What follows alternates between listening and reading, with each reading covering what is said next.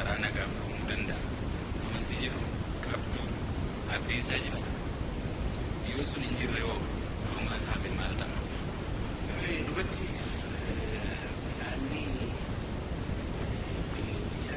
nagaan Oromoo wajjin isaa asirratti nagaan yaada lisii hin dandeenyeef nagaa godhuun isiif jechuun isiidha. Amma jaarmii dandeessu maaliif rakkatti isiin guutuun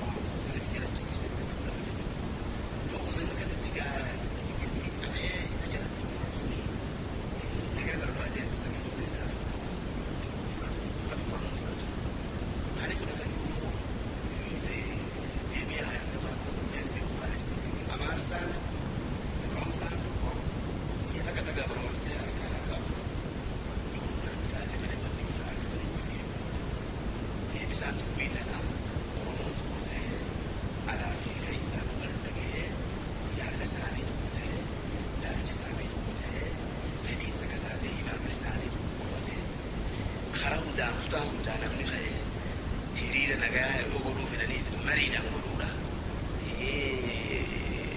Jaarmiyaa uummata bakka warshaa keessa jiru ta'uu sossoosanii hatta karaa taaksiin deemullee sossoosanii warra makiinaa gurguddoo ofillee sossoosanii guyyaatu akkama hindiin itti bilisa baana jechuudha.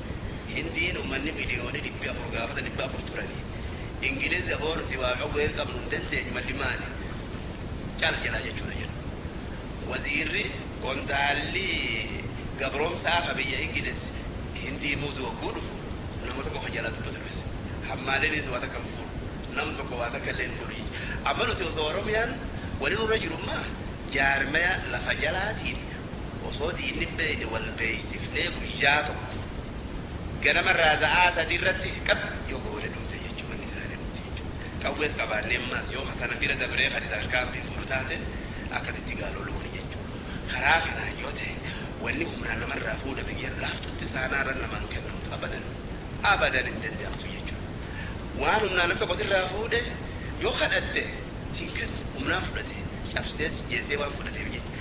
Akkuma inni godhe sana yoo atis gootee humnaan irraa fudhatte qofaa wanni sun bakka itti deemte jechuudha. Waan tanaan ichi haasa'ullee barbaachiftu amma kadhataati jechuudha. Inni maani boonaa ho'i bara hin danda'u hin jirtu deema deebisaa hosiin godhu jechuudha. Maaliif iferra gahe humnaan qabaa waa hundana harka jirti ulee siyaasaa harkaa hin qaba aangoo siyaasaa harkaa hin qaba diinagdee hunda waliigala waan Oromiyaa keessa jiru harkaa hin qaba namuun hin danda'u yaada juutu itti dhagahama hankarroo qaba namni hankarroo qabu dubbii nama hin dhaga'u jechuudha.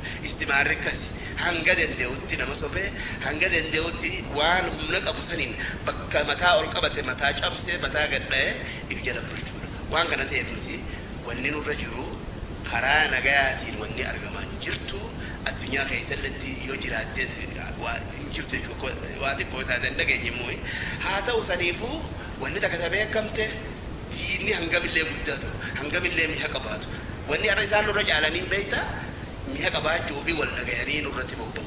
Nuti dharra nurra jiru wal dhageenyee waan qabu xiqqoo guddoon itti ba'utti tuluudha. Karaa kana qofaan eegamte jechuudha. Gaarii dhiyeenya kana humnoota bilisummaa Oromoo ja'a walitti dhufanii agoobara yookaan adda tokko maqaa tokkummaa humnoota bilisummaa Oromiyaa jedhuun dhaabbatanii jiru. Addootiin Oromoo kun akka walitti dhufan sababaan maal? Galii isaanii dhumaa maal ta'a jettu? Dhugaa wanni jiru sababni guddaan nuti walitti nu fide amma duraa tattaaffii ture jechuudha. Bakka iyyuu ilmaan Oromoo wanni jedhan aboogaa kunoo addunyaa keessatti xiqqaanneen nuti rakkoo isaa nama miliyoona guddaa kana jaarmaya beekamaa tokko kamitti dhabne yaadni jiru gaa bakka iyyuu wal jijjiirre namu yaada wal jijjiirrachuu ture jechuudha. San duras ammaas akkasumas ilma Oromoo lafarraa ittiin fixuuf dhimma itti bahaa jira. Qawwee isaanii tokko ta'anii diinatti hin deebifne.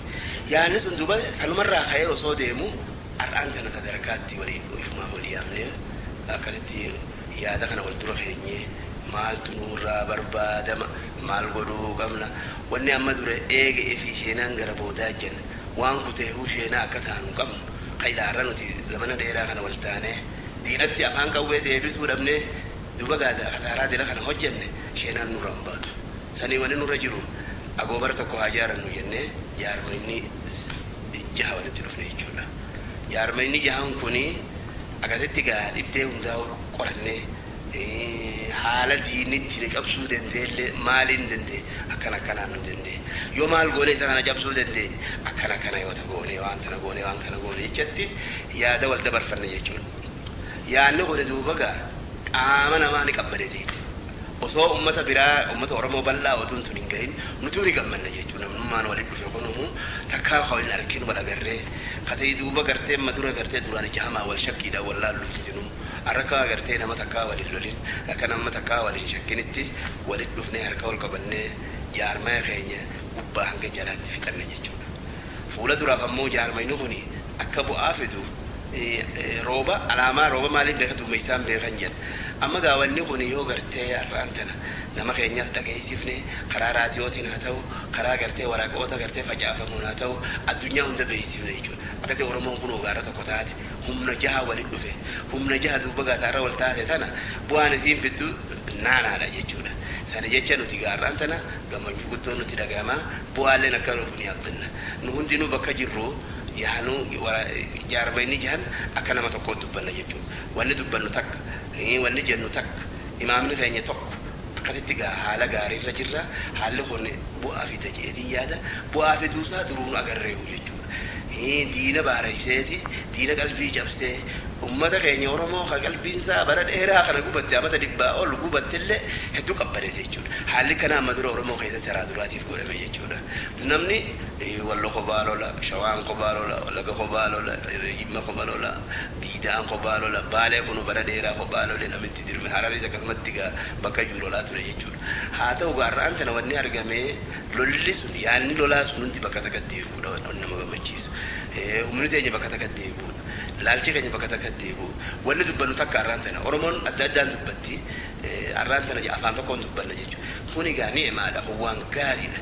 Waan gartee nama biratti illee bu'aa qabu diinni keenya biratti illee waan diina qalbii cabsu ummata alagaallee ka duraan diina tinnisullee aboo dubbiin tun eega dhufte yaada taanillee gara jijjiiruu ni danda'amti jechuudha. Yoo daniituma nuti ummata Abisiiniyaa kanarraa waan kaanu yoo jaan malee yoo dhugaan jiraatte arrana isaanis arguuf ta'an jechuudha. Akka dubbiin tun dhugaa taate Oromoon kiristiyaana islaamaa kiristiyaana akkasumatti waaqeffataa hundi keenyaa'uu wal qunnamnee jirra ka waaqeffataatiin wal qunnamnee jirra kaan hundi keenya wal agarree akkasitti waa'ee bilisummaa teenyaatti nuti nu deebinee jirra.